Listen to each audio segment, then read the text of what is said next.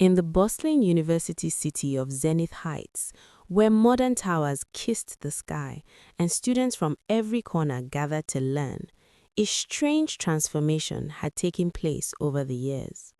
Books grew dusty, lecture halls emptied early. Knowledge, once the highest pursuit, had quietly stepped aside for a new obsession: appearance, status, and material wealth. In Zenith Heights, success wasn't measured by grades or wisdom. It was measured by the gloss of synthetic hair extensions, the latest smartphone models glowing in manicured hands, designer handbags swinging from shoulders, and shoes that cost more than a semester's worth of textbooks. The young women who mastered this art of expensive presentation walked the campus like royalty, commanding attention, admiration, and sometimes fear. Among all the fashion-conscious students of Zenith Heights, three stood above the rest like untouchable celebrities. Their birth names were Michelle, Stephanie, and Christina, but those ordinary names had been shed long ago, replaced by names that matched their glamorous personas: Mickey, Steph, and Tina. On campus, everyone knew them by one collective title: the Glam Squad. When they walked, conversations stopped. When they appeared, cameras emerged. Their footsteps echoed like runway models. Their presence commanded attention. Hair extensions swayed perfectly. Designer bags gleamed. Smartphones never dimmed. And with every confident stride, their signature phrase followed them like theme music: "If your edges ain't laid, don't get displayed." The chant rolled through dormitory hallways, bounced across cafeteria tables, and whispered through library aisles. Young women repeated it with bitter envy. Young men shouted it in admiration. To associate with the Glam Squad meant standing at the pinnacle of campus social hierarchy. But nobody questioned the economics. How did these three maintain such expensive lifestyles when their families weren't wealthy? How did they rotate through designer outfits, premium hair extensions, and luxury accessories like changing socks? Their tuition was barely covered by scholarships, yet their spending habits devoured more money than most students saw in a year. Still, nobody dared challenge them. In Zenith Heights, the Glam Squad weren't just popular students, they were an institution, beautiful on the surface, but concealing storm clouds beneath. Every morning, Mickey, Steph, and Tina entered classes not with notebooks, but with designer handbags and smartphones prominently displayed. Their hair extensions caught sunlight through windows. Whispers of admiration and envy followed their every movement. Some female students hid their natural hair under plain headscarves, ashamed of their inability to afford expensive styling. Others attempted imitation with budget extensions and knockoff accessories, but the difference was painfully obvious. The Glam Squad never missed an opportunity to emphasize this gap. Their extensions bounced with superiority. Their phones buzzed constantly with attention. Everything about them broadcast dominance. Young men competed to carry their bags, argued over who would buy them lunch, and lined up for the smallest acknowledgement. Even professors shook their heads in disapproval, though they rarely intervened. Education itself seemed to pause when the Glam Squad made their entrance. They weren't just students, they were performance art, a constant spectacle that made everyone else feel inadequate. Their catchphrase followed them everywhere: "If your edges ain't laid, don't get displayed." But beneath the confidence lived cruelty. They mocked students with natural hair who couldn't afford salon treatment. They laughed at outdated phones and scoffed at discount clothing. Anyone who appeared unfashionable or financially struggling became a target. Their insults arrived wrapped in laughter but landed like stones, leaving invisible wounds. One afternoon, a quiet student named Rachel, who had no wealthy family connections, gathered her courage. She had saved for 8 months, skipping meals and doing laundry for wealthier students, just to afford a modest hair extension and a used smartphone. They weren't luxury items, but they represented her best effort. After class, Rachel approached the Glam Squad with a soft voice and hopeful eyes. "Sisters, I really admire you. Could I maybe walk with you sometime?" The laughter that erupted drew a crowd. Mickey flipped her extensions dramatically and sneered. "With this synthetic situation, girl, please." She examined Rachel from head to toe. "If your edges ain't laid, don't get displayed.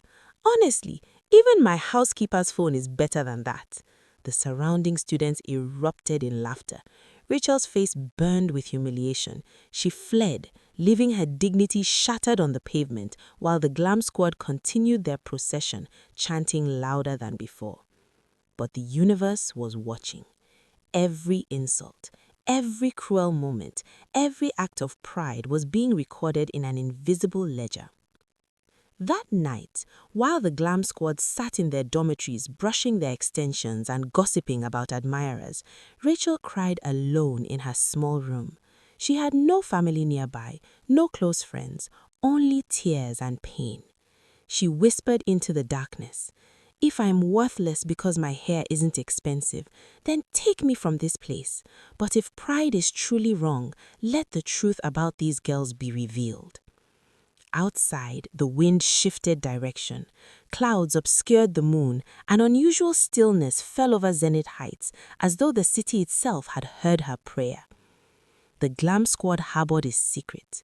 At night, they want Mickey, Steph, and Tina, polished students with mysterious income sources. They traveled to clubs in neighboring cities, entertaining wealthy men in exchange for the cash that funded their expensive lifestyle. Every dawn, they returned to campus with new extensions, new perfumes, and fresh lies about generous sponsors or business ventures. Nobody knew their secret.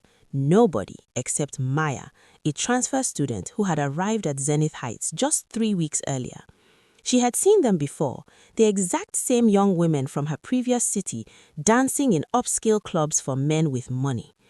Maya whispered to herself, "They think glamour can hide shame, but I'll expose the truth." Unlike the Glam Squad, Maya wore her natural hair proudly. Her clothes were simple. Her phone was basic. Many students laughed at her apparent lack of fashion sense, but she remained unbothered. She had witnessed real life and understood that glitter eventually turns to dust. When she saw Rachel get humiliated, something ignited in Maya's heart. "I'm going to teach them an unforgettable lesson. They've built a throne of illusions, and I'm going to burn it down." That night, Maya followed the Glam Squad. They changed clothes at the dormitory entrance, climbed into taxis heading downtown, certain nobody was watching. But Maya moved like a silent hunter, shadow to shadow, tracking their journey. In the neon-lit clubs of the neighboring city, Maya documented everything. She watched them entertain men, laughing as cash exchanged hands. Every hair flip, every designer bag, every smartphone flash was captured on her modest phone's camera. When she returned to campus, she didn't sleep. She prepared her revelation carefully. "Tomorrow, the glamour stops," she whispered. The next morning, sunshine bathed Zenith Heights University. Students gathered under the large oak trees in the central courtyard. Maya clapped her hands loudly for attention. "Fellow students, gather here. There's something you absolutely need to see." Curiosity proved stronger than morning classes. One by one, students formed a circle around her until the crowd grew thick. Even the Glam Squad, with heads held high and extensions bouncing, approached confidently. "What nonsense is this?" Tina hissed. Maya smiled calmly. "The truth." She raised her phone and pressed play. The video showed the 3 young women in the club, dancing for money, extensions swaying, smartphones glowing, designer bags on the floor, men stuffing cash into their hands. The crowd gasped collectively. Students murmured. Some jeered. Others covered their mouths in shock. The Glam Squad's carefully constructed image cracked like dropped glass. "Frauds!" a young man shouted. "Shameless!" a female student spat. "So that's where the designer bags come from," another voice called. Mickey, Steph, and Tina froze. Their knees weakened. Pride evaporated. For the first time, their expensive extensions felt heavy with shame. Maya turned to face them directly. You built a throne of deception. Every extension, every phone, every shoe purchased with dishonor eventually collapses. The crowd erupted. Verbal stones flew from every direction. The glam squad ran, attempting to cover their heads, but shame penetrated deeper than any physical attack. The entire city whispered by evening, the glam squad has fallen. News spread through Zenith Heights like wildfire. By nightfall, everyone knew the secret. The former queens were now subjects of mockery. Young men who once carried their bags now laughed at them. Students they had ridiculed whispered their own catchphrase back to them, "If your edges ain't laid, don't get displayed," turning their slogan into a cruel joke. At home, the shame intensified. Their parents, who had believed their daughters were succeeding through legitimate means, learned the devastating truth. Some parents wept, others erupted in fury. Michelle's mother tore her own clothes in grief. "So this is the price of your expensive hair and designer things?"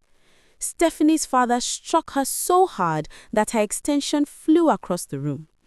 Christina's uncle spat at her feet, declaring her a disgrace to the family.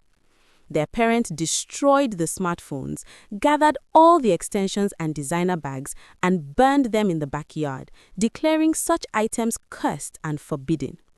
But shame adheres like smoke to clothing. That night, the three sat by a stream, crying and angry. "They took everything, but not our spirit," Michelle said. "Maya destroyed us," Stephanie added bitterly. "We have to leave or we're finished here," Christina concluded. So they crept into their parents' bedrooms, stole hidden savings and fled. While the campus slept, they escaped toward the city, a road filled with both promises and curses. The metropolis welcomed them with noise. Car horns blared, markets buzzed, lights flashed, and men's eyes followed them everywhere. They rented a cramped single room shared with 10 other young women. The ceiling leaked, walls peeled, rats sang at night, but the trio didn't care. They saved every coin for extensions, smartphones, and designer bags.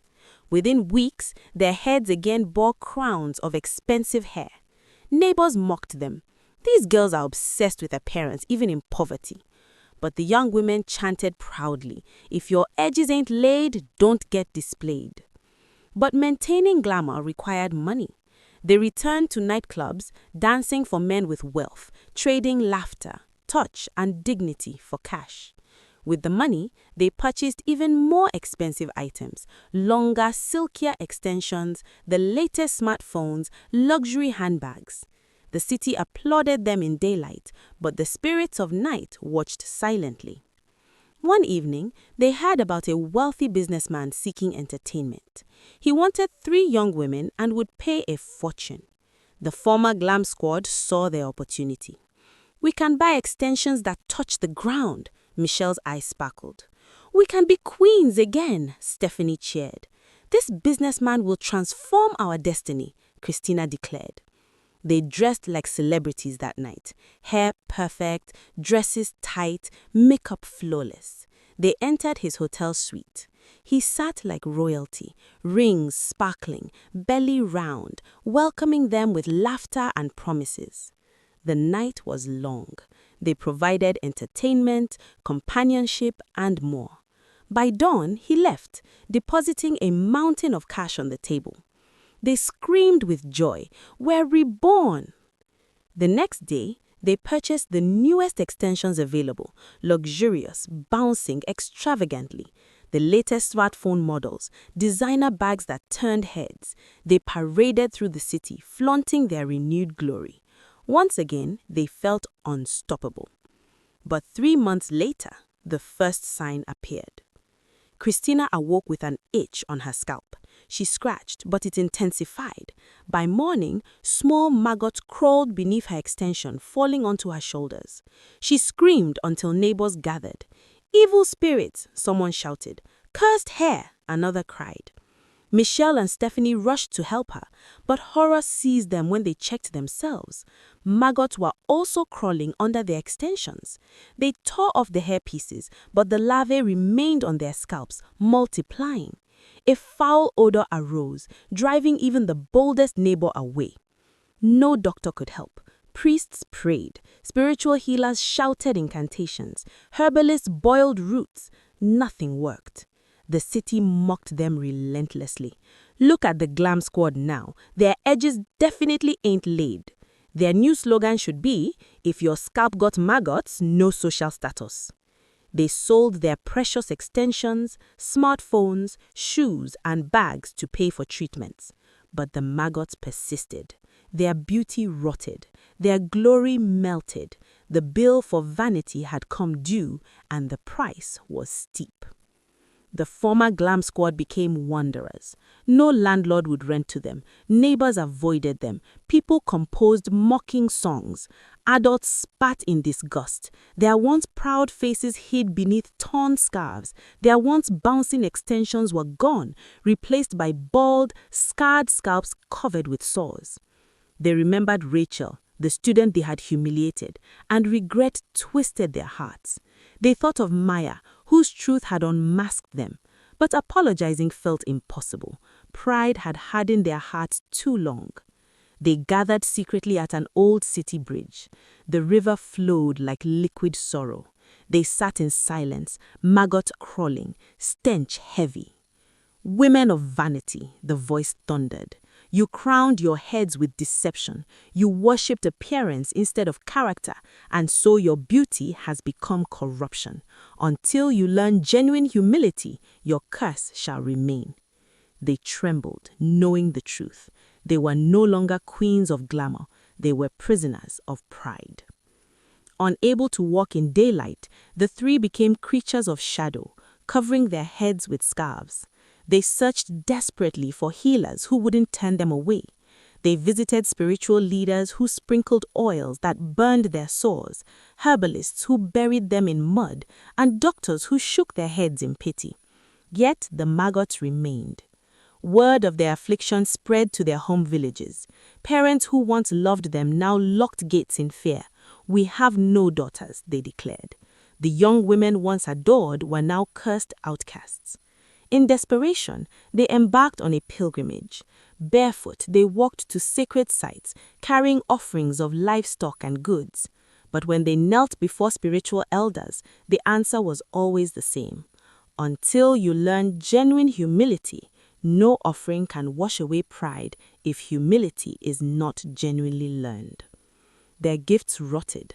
The maggots multiplied. The road of shame stretched endlessly before them. Despite their torment, pride still whispered in their ears. They wrapped headscarves tightly to hide their sores and attempted to blend with society again. They begged for work, but nobody trusted them. They tried to rent rooms, but landlords chased them away. So they returned to what they knew: deception. They stole extensions from markets, placed them on their scarred scalps, and returned to nightclubs. Under dim lights, they hoped the world couldn't see the maggots wriggling beneath. Men still approached, drawn by desire, but as closer they came, the faster they retreated. "Abomination!" one shouted. "Cursed witches!" another cried. The former glam squad was thrown out like trash. Their stolen extensions were ripped off, trampled, and burned. Once more, they sat in dirt, their pride finally truly shattered. Far away in her dormitory, Rachel experienced a strange dream. She saw herself surrounded by mirrors. Each reflection showed not her own face, but the faces of Mickey, Steph, and Tina, crying, begging, covered with maggots. A voice whispered, "You prayed for justice, and justice came, but mercy still waits. Will you offer it?" Rachel awoke frightened. Her heart felt troubled. Though the glam squad had humiliated her brutally, she felt no joy at their suffering. Instead, she felt pity. She prayed, "If they are truly sorry, let their curse end." Unseen by her, the wind carried her prayer across the city to the broken trio. A faint comfort touched them, though they didn't understand why. Maya also watched from afar. She had exposed their deception and initially smiled at their downfall, but as days turned to weeks, her smile faded. She saw them crawling like shadows, pride broken. I wanted to shame them, she confessed to herself, but I didn't wish for their destruction. Her conscience troubled her. Though she had unveiled their sins, she realized she too had carried pride in her righteousness, in her moral superiority. Perhaps I too must learn humility, she whispered.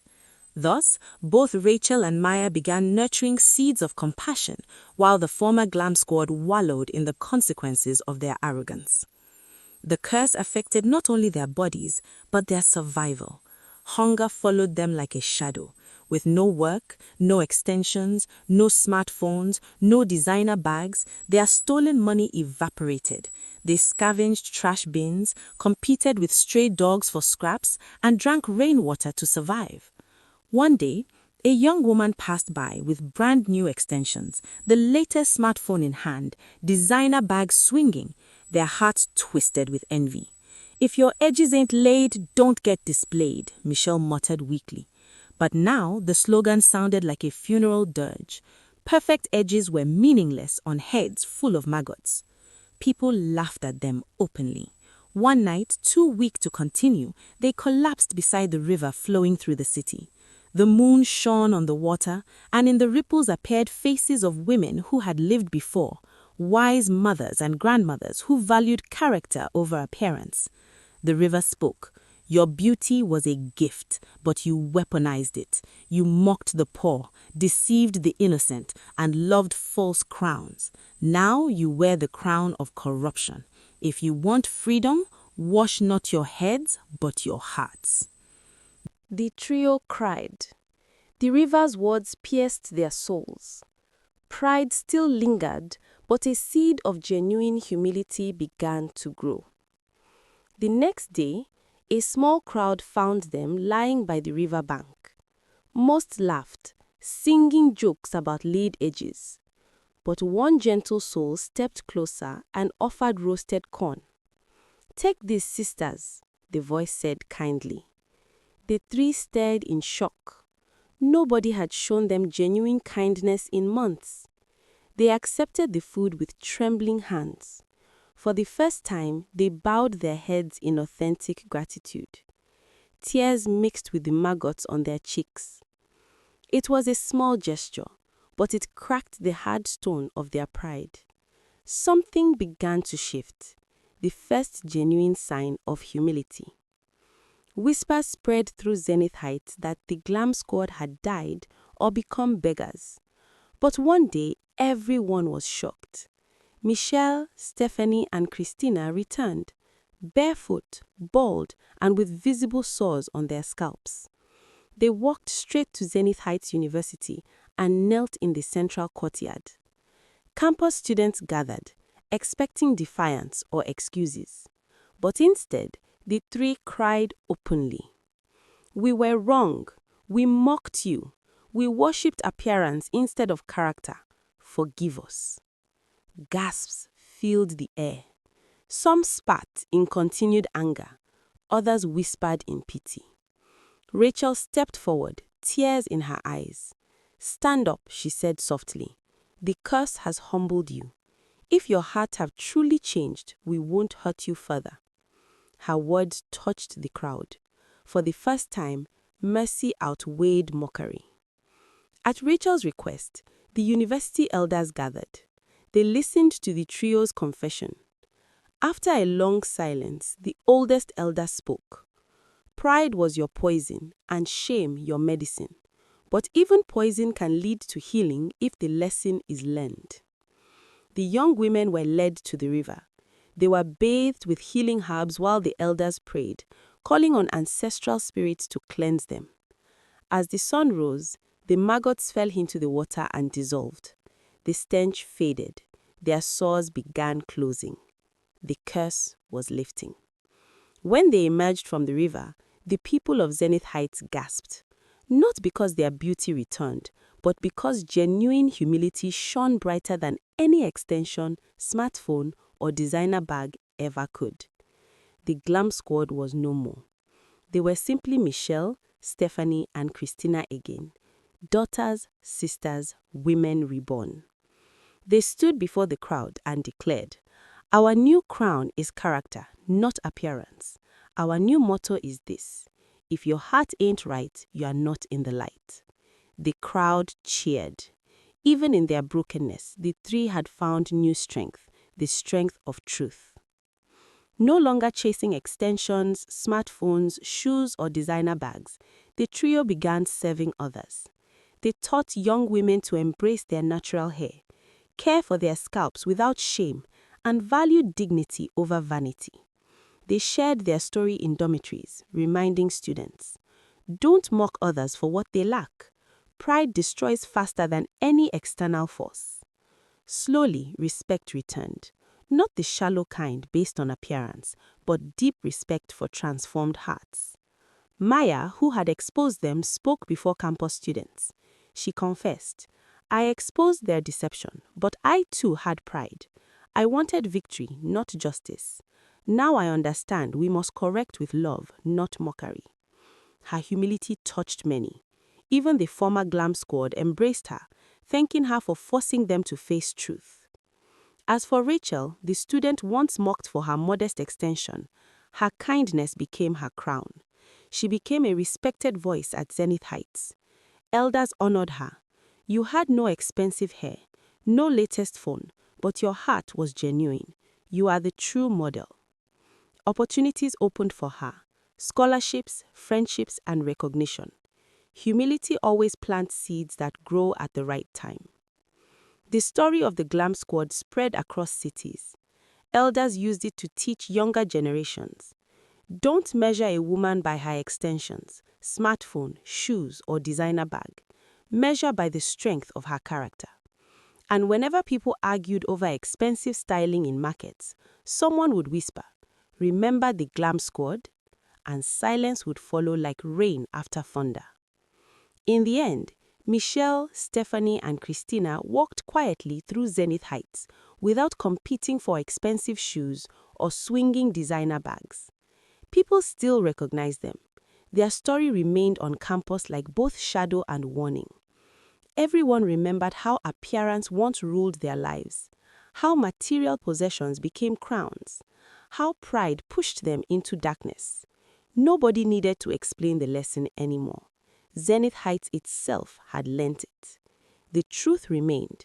It was never the extension, the phone, the expensive shoes, or the designer bag that gave value. It was the heart. The end.